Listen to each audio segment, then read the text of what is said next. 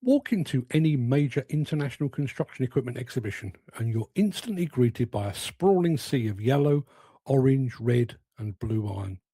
The message from the marketing departments is clear, uniform, and loud. We are your total solution provider. One stop, one manufacturer, every job and every application covered. Yet if you step away from the glossy brochures and take a cold, analytical look at the actual product lines, a very different picture emerges.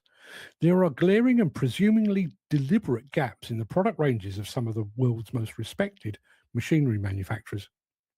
Why do those spaces exist? Are they strategic blind spots, or are they the result of a calculated, disciplined refusal to join every single race? Consider Kobelco. The Japanese powerhouse has built a formidable reputation on the back of its hydraulic excavators and crawler cranes. Operators rave about their speed, efficiency, and refined hydraulics. Yet if a Kobelco fleet owner requires a wheel loader to feed a crushing plant or to clear a job site, they have to look elsewhere. Kobelco has chosen to stand entirely clear of the wheel loader market. Is that a case of a manufacturer knowing its exact engineering strengths and refusing to dilute them? Or is it a missed revenue stream in a major global sector? Then we have Liebherr. The family-owned technology group is synonymous with high-quality, high-capacity earth-moving and mining kit. However, if you require a mini excavator for a confined urban site or utility work, Liebherr can't help you. The smallest track model in their lineup is the 14-ton class R914 compact. Liebherr has completely swerved the high-volume track mini excavator market. What drives a manufacturer to ignore the massive volume of the sub-10-ton market?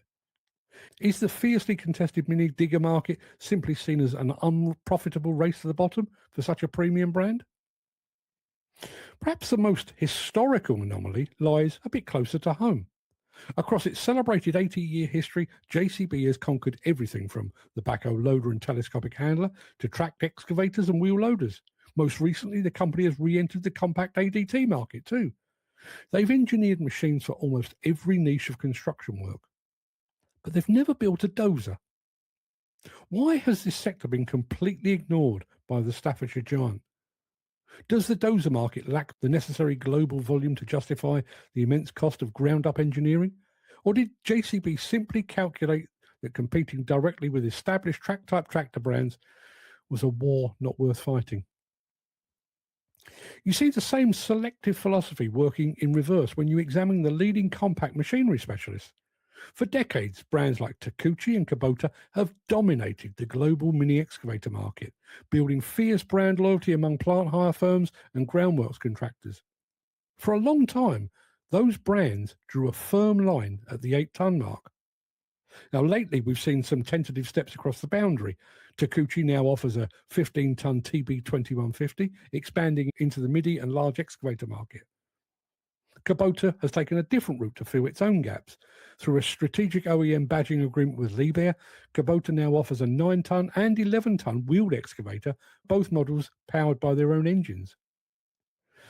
But these moves only highlight the deeper question. Why did it take so long? Why do these compact specialists still stop well short of the heavy crawler excavator market? Is there a cultural barrier within these companies that prevents them from transitioning from compact specialists to full heavy line equipment players? To understand the strangeness of these missing links, you only have to look at the two market leaders, Caterpillar and Komatsu, the two undisputed heavyweights of the global construction equipment sector. They've both long operated on a philosophy of total market saturation. They offer a full lineup, from a 1-ton micro digger to an 800-ton mining shovel, along with loaders, dozers, scrapers, and graders to match. They believe that a global dealer network is most effective when it can satisfy every single requirement of a multinational contractor. Furthermore, the new breed of ambitious Chinese manufacturers, such as Sany, XCMG, and Zoomlion, are rapidly adopting this exact full-line blueprint. They are entering every conceivable equipment sector simultaneously, backing their play with a massive manufacturing capacity and competitive pricing. Against that backdrop of aggressive expansion, the restraint shown by Kobelco, Liebherr, and JCB is really striking. It leads us to a fundamental question regarding corporate philosophy in the modern era. Is the full line strategy actually a relic of the past? When you look deeply into these product gaps, several distinct theories emerge to explain why a multi-billion-pound manufacturer would leave a glaring hole in its lineup, starting with the compelling argument for pure engineering focus. Is it truly better to be a master of one specific craft rather than a jack of all trades? Kobelco's total devotion to the excavator allows them to pour their research and development budget into hydraulic efficiency and structural durability, rather than dividing their engineering talent across heavy axles, transmissions, and complex loader geometries. Beyond engineering focus, you also have to question how these missing products align with the manufacturer's broader global strategy. Demand for specific machinery classes vary wildly across regional lines. Wheeled excavators, for instance, are highly popular in urban Europe, but remain a bit of a niche product in North America, while tracked mini excavators sell by the tens of thousands in the UK and France, but find a very different market dynamic in developing economies that have been raised on backhoe loaders. If a manufacturer's primary dealer network and core profitability are rooted in regions where a certain product class is unpopular, it makes little sense to waste capital to build it. Finally, there's the undeniable element of market saturation and the myth of volume. A widespread perception exists within the industry that certain sectors are already so oversaturated that entering them would be financial suicide.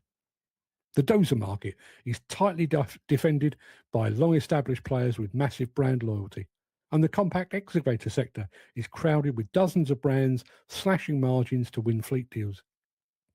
A specialist manufacturer must naturally ask why they should spend hundreds of millions developing a competitive machine only to enter an overcrowded room and to fight over the crumbs. Ultimately, these missing links may not be failures of ambition at all. They may well be the ultimate expression of corporate discipline. By deliberately leaving the gaps unfilled, these manufacturers are making a quiet but profound statement. We don't need to be everything to everyone to win. But as the market consolidates and the full-line Chinese giants continue to gain ground, you have to wonder how long this discipline can last. Will the specialists be forced to eventually plug the holes in their ranges via badging agreements and joint ventures? Or will the missing links remain a permanent testament to the power of saying no